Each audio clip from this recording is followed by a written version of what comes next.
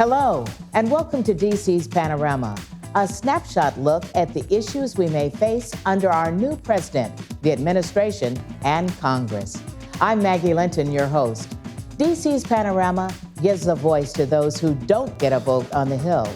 DC's Panorama aims to dig deep into politics, arts, culture, our history, and issues facing metro area Washingtonians.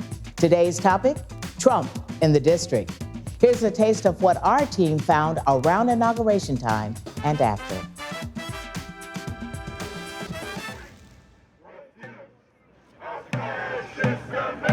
At the RefuseFascism.org protest, organizers have been inviting people to come from behind their computer screens and come to the forefront to protest the inauguration and agenda of Donald Trump.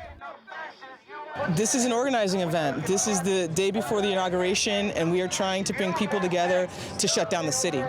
We believe that we have an opportunity here, just a moment where if enough people can come together, stop business as usual, stop all the workings, walk out of school, snarl traffic, we could shut this down and we could force a crisis that could possibly stop Trump. How it started is a month ago, some of us looked at what the Trump-Pence regime represented, and we determined this is a fascist agenda.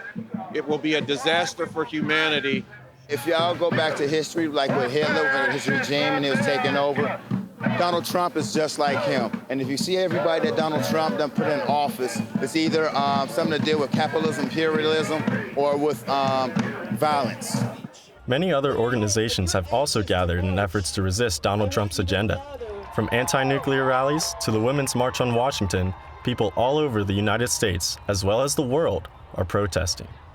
Because if they take over power, business as usual in D.C. is going to be compiling a list of Muslims to be put on a registry, a list of immigrants to be rounded up and deported, preparing the way for making stop and frisk the policing policy nationwide, which will mean revoking the Fourth Amendment protections of black and brown people in this society against unreasonable search and seizure. We have to stop this, and that's what we're acting to do. For Double R Productions, I'm Matt Baer. We came from a suburb of Cleveland, Ohio. Appalachian State University, it's in North Carolina. Came in from Las Vegas, Nevada. What was your main motivation for coming? I wanted to support Trump. I voted for him, so I wanted to be here to see it. See a historic event of Donald Trump becoming president. Just to be a part of history, it's just a really nice time to be with everybody that's voted for Trump and just come together and witness history. What did you all think of the speech? It was awesome. It was actually what we were all thinking. We've been thinking for 8 years. So it's nice that, he finally, came up and became president because, it wasn't a lotto that he won. 60% of America voted for him. It was a landslide. It was awesome, too. That's cool. I loved it. What was your favorite part? When he was talking about the military, because my brother's a Marine, so it's very personal to me, and how he said that we're all going to be protected by the military, and it's just it struck me because that's my brother. It was fantastic. Hit on every talking point I wanted to hear. And what would you say to someone who is an opponent of Trump, just a citizen? Listen, everybody has to give it a chance. We gave Obama 8 years. Give him a chance, let him do his thing. I respect everyone's opinion. You have the right to think that differently from me. I'm not trying to be sucks for you, but I don't know, he's our president and you're gonna have to deal with it for at least the next 4 years. And this has been going on for forever. It's been going on since November 9th. So give him a chance, let him see if he can do something, let him at least try to help everybody. If he does what he says he's gonna do, then great, accept it. If he doesn't, then get upset about it and then vote next election and change it. That's what's great about America. You know what? If you don't like it, you can change it. And if you don't like what's going on in this country, there's other countries to go to, because as far as I'm concerned, there is no better place to live in the world besides America. So let's make it great again, just like they said. That's his slogan, and you know what? That's exactly what he's going to do. Yeah. We got confidence in it. We do.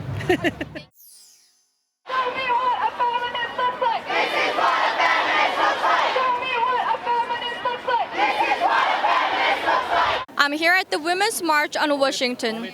It is a day after the inauguration of President Donald Trump, and hundreds of thousands of people are gathering near the Capitol to join the march to send a bold message to the new administration that women's rights are human rights. We're here because we thought this election did not represent the majority of this country and the rights of people in this country. We wanted to be here to express that, to express our upset, clearly by my sign. Donald Trump brought me here. The march was planned to begin around 1 p.m., starting at Independence Avenue in Southwest D.C. However, because there were 500,000 attendees, the march began in random places. The Women's March had been expanded to hundreds of sister cities across the nation and worldwide. My daughter is in Boston doing exactly this. She was knitting pink hats yesterday. Yes, we have sisters all over the country that are in their city protesting. Friends around the world, friends in Spain that are protesting today. I think that the impact is going to send a message to the administration that you can change the laws all you want to, but we're not going to stand for it. And we're going to fight just like our forefathers fought back in the 1800s, back in the 30s, 40s, 50s, 60s, 70s. We're not going to give up. The Women's March took place not only in all 50 states, but also on every continent, including Antarctica. Although this march was a successful and effective event, supporters say the movement cannot be stopped here. Marchers each had their own reason for supporting all basic human rights. I march for democracy. I am marching for undocumented immigrants. We march for love and equality. We march for women's rights. I march for everyone. For Double R Productions, I am Suji Nim.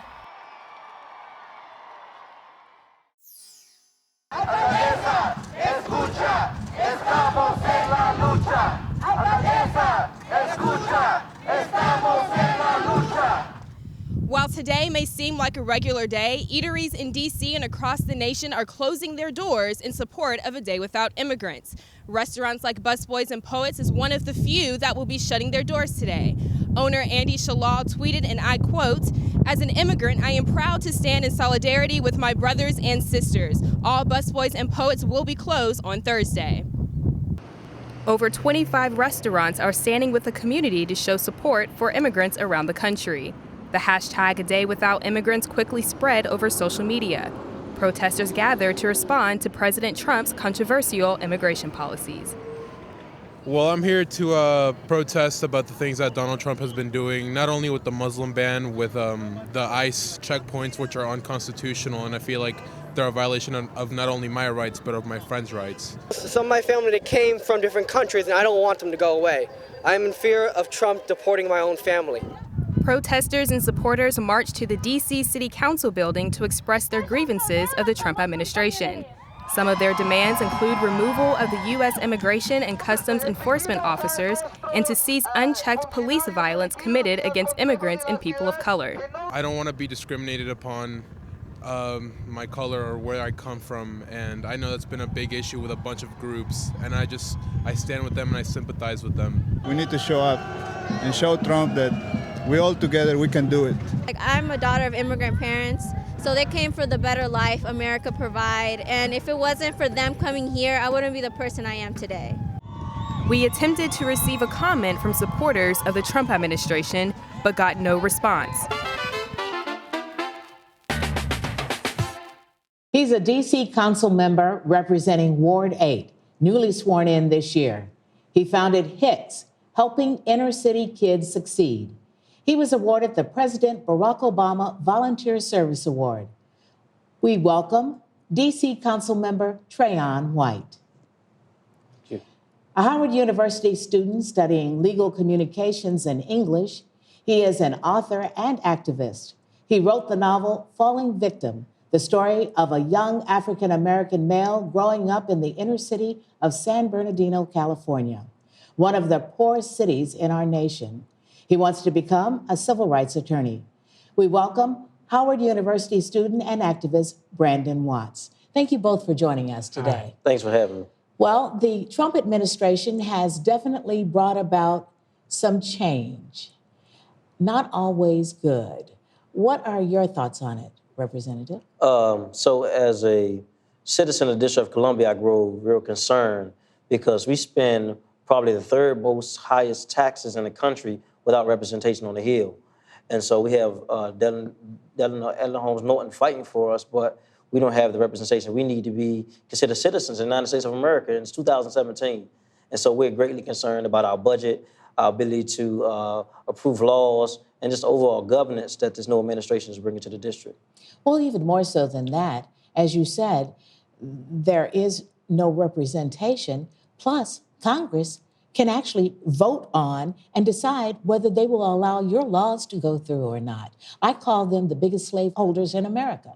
Yeah, and the reality is that they're even having conversation about moving parts of the district back to Maryland and Virginia. And I think that's just crazy because we've made so much progress over the years in fighting for budget autonomy, statehood, for Congress to now talk about not just taking about laws, but property and land. So we're putting together, some different ideas and thoughts around how we can partner and combat the administration that want to come against us. Exactly. Well, Brandon, you as a student have to be very much aware of what your rights are now and what you hope for them to be in the future. Most definitely, as a student coming from my environment, knowing the struggles of poverty, knowing the struggles of people not being able to have jobs to take care of their everyday family. Living in a community where, majority of the classes I was in were majority Hispanic. A lot of these Hispanic students had relatives that were undocumented immigrants. So seeing how President Trump is going about deporting illegal immigrants is sometimes very disturbing for me, because at the end of the day, they're not just immigrants, they're everyday people who came here. Some of them came here with an idea to achieve the American dream. And who are we to say that you're not welcome to that because of the color of your skin, where you're from, or because of your race or religion? I think that's a very disturbing issue about President Trump. With regards to the future, I think during the election, I had the opportunity to volunteer down in North Carolina to help the African-American communities in Greensboro and Charlotte to make sure everybody was unregistered to vote. And meeting a lot of these African-American residents, a lot of them said that they were not voting at all. And I think that's something that really impacted me, because seeing Barack Obama, seeing how the African-American community came out for Barack Obama, and seeing how people just have this careless mentality now, I think it's very disturbing. I don't think people really see the true consequences of staying mute, and a lot of us staying mute and deciding not to vote on this election. When you think about this election, we were sitting here before we went on talking about how President Trump did not win the popular vote, but yet he got the Electoral College. And I think about how the Republican Congress has gerrymandered so many districts so that in a sense they could ensure their win. What must be done? I think we have to look at, I think they tried to appeal it after the fact, but it's hard to do that. I think we have to look at the different ways we use the electoral process. And look, because if we're talking about electing people that we want to represent us, and in turn we don't, then that's a flaw in the system. And so I think we need to go back and look at the laws of the land, because some laws are outdated, and we simply have to make it fair and equitable for everyone. When you talk about it being outdated, I think back to the Bush administration, the second HW, and how he was never elected, he was selected both times. And that's basically what happened to President Trump through the Electoral College. And then you can't discount the fact that later on, President Trump even said that Russia had influenced on the election. So and now he's trying to back away from it. Yeah, it's got smoothed away. They go back and forth between their actual truth, but we got to take that into account as well. Exactly. You said you were out working in other places, not just here in the district, to get people out to vote.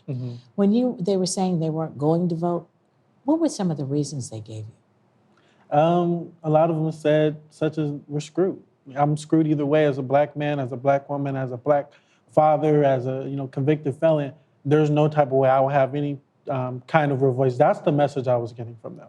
That whether or not Hillary won, whether or not President Trump won, there was never going to be a day that we had the same representation that Barack Obama gave us.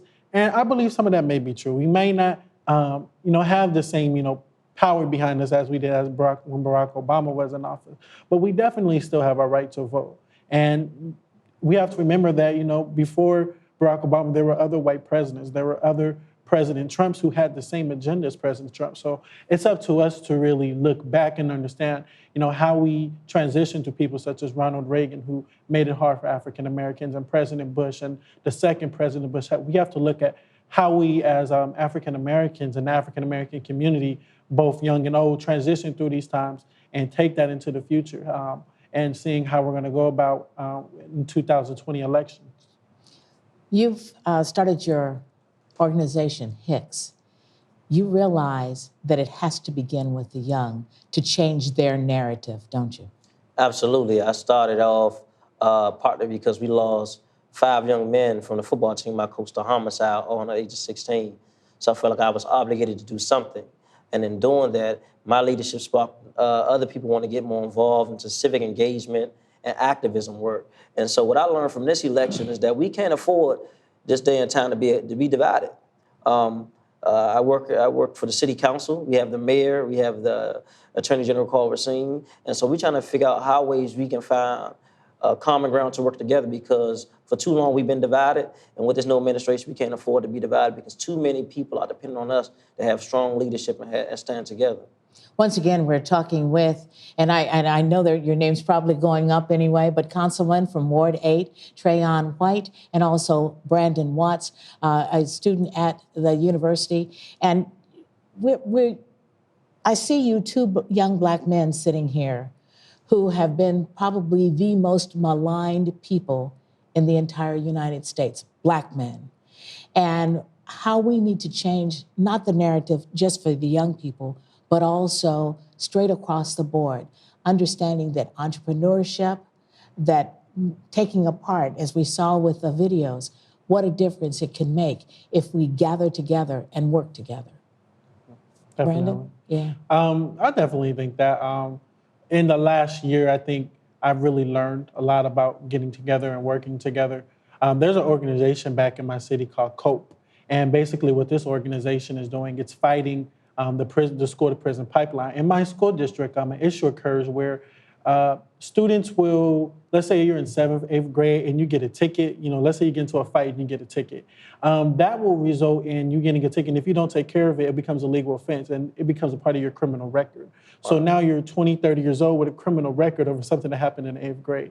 So a man named Mr. Sam Casey is fighting that right now against our school district. So I've helped with that because I've had problems with legal citations myself. In 8th grade, a kid felt as if he wanted to attack me. And so, I had to, get my stuff back. And because of that, a legal citation was given to me. And it was literally over, me defending myself. And because of the zero tolerance policy in some school districts where, if somebody puts their hands on you, you defend yourself. I got in trouble for that. Everything was taken care of, but because of this legal citation, at times it still follows me. So I really hope things like this get passed and I've really helped Mr. Casey with this in fighting these issues. I can also remember a time my senior in high school where a student referred to one of my classmate peers as the N-word. And that really sparked a huge controversy in my community. And I think that's when I really started to get more involved. Me and my friend who goes to Morehouse decided to start this organization called Black Talk. And basically what we did on the high school campus was we met up with other students, we sat down with other students, and we really wanted them to explain their frustrations of basically being back in America, because there's not a lot of spaces where young African-American kids get to do that. So I think that's what really inspired me to come to Howard, to learn more about people who have started these organizations, people who have led organizations to create a better cause. You were going to say something, I could tell. I just want to talk about the education disparities for African-American Black men. I think we don't speak to it enough. And when we don't talk about it, we don't provide adequate solutions for it. And I just know in Washington, D.C., as I looked at the numbers 2 weeks ago in a hearing, I noticed that the achievement gaps for African-American boys is going wider and wider. Where I think that we need to utilize even the federal government resources to create equity and give more resources to provide wraparound services to young people like Brandon so they can have the opportunity to go to the prestigious universities out the country. And some of that takes push from the federal government. And I think that's a part that President Trump can take a part in because we have to pay for college, tuition, private schools, public schools from various spheres of funding. And so when I hear him talk about that, it's hard for me to see a young man sit here unless he has some type of help to get out of his troubled neighborhood, to get the opportunity to come back and make his community better. When you talked about the disparity and also the zero tolerance policy, that has to be changed. Yeah. Because, Definitely. even if it's a predominantly black school, you're still kicking at least one black kid out. If it's generally an integrated school, somehow the black kid is always the first kid out the door, Right. whether it's male or female. And so often, they don't know what's really going on in that child's family as the reason why they are acting out in the first place. So I think that decisions you make when you're 13 and 14 is not who you're going to be when you're 22, 25.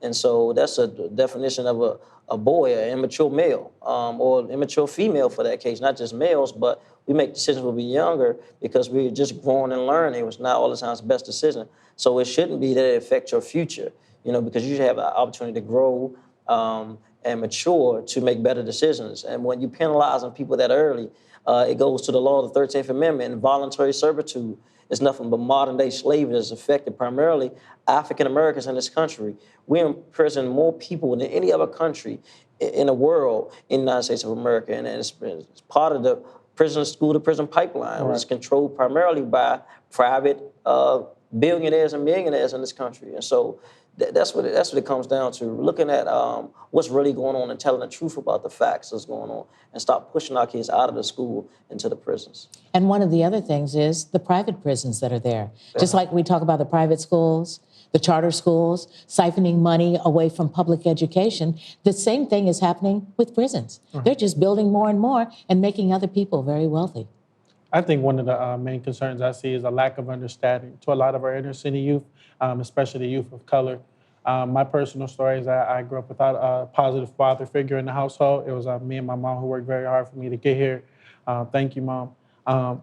I think one of my biggest struggles could be examples when I was a sophomore in high school. I told her I wanted to go to Howard University, and basically the counselor told me that she didn't see a student like me being able to go out of state to go to school, that I should probably think about going to a local community college, maybe getting a trade, going to the military, or maybe going to the college across the street, Cal State University, San Bernardino, which is a great university. But I think for me to go beyond my horizons, it was definitely needed that I go somewhere outside of San Bernardino.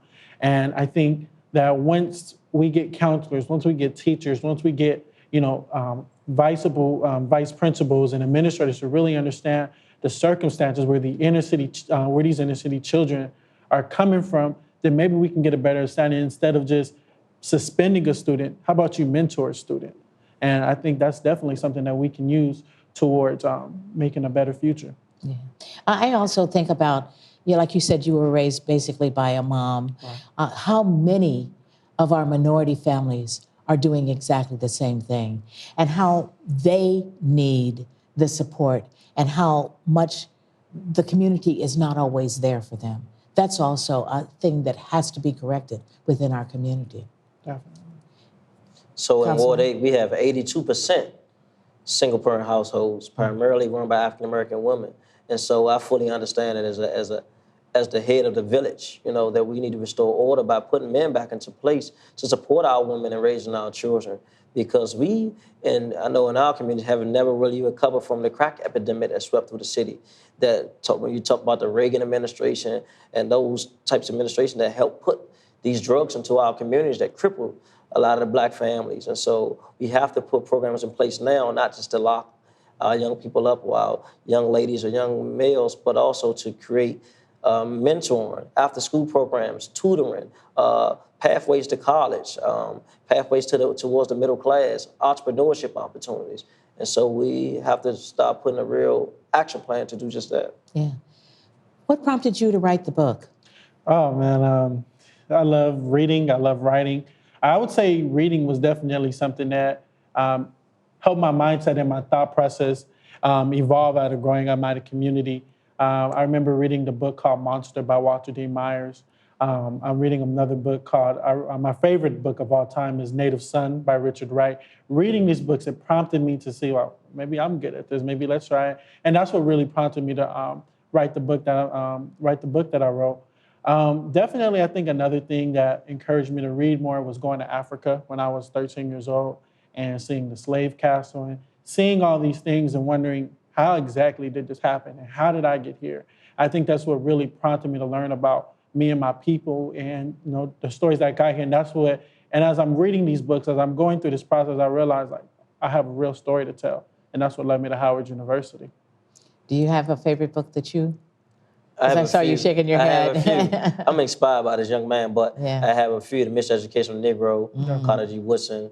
I read a lot of business books, The Making It Next Door. And don't we all need to? Yeah. Because it's almost like the Black community has skipped that gene that it's okay to have money, to save in order so that your future can be not just your own, but a legacy for your other foundation. And that's something that needs to be talked about. We need to see the moms get the same equity pay straight across the line and see the level of pay being raised. How many from Congress are living off of $7.50 a month? And by the way, only working 65 days a year. Yeah.